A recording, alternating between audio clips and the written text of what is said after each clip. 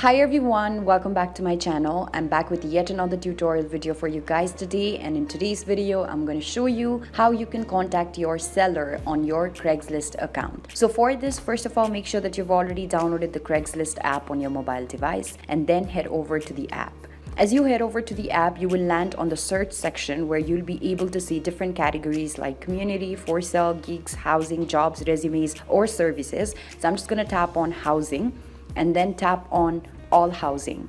After I do that, I'll be able to see the list of all of the housings that are currently available, either for sale or for renting. So wait for a certain while until you get acquainted with all of these information.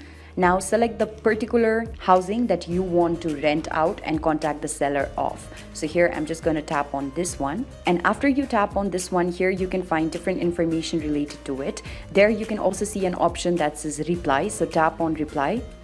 And as you do that, you will now be directed towards another interface where you will be able to see the option of how you can contact the seller. So as for this seller, you can only contact via email. So you can always tap on email and then you'll be directed towards the person's email. But then for other people, there might also be the contact phone number. You can also contact them via the phone. So anything that is more convenient to you. So when you tap on email, you will be directed towards a particular email, and then it will ask you to open Gmail in order to contact the person. So this is basically how you can contact your seller. It's quite a simple process, and I hope that with the help of this video, you'll be able to contact your own seller for the particular thing that you're trying to buy or apply for or anything as such.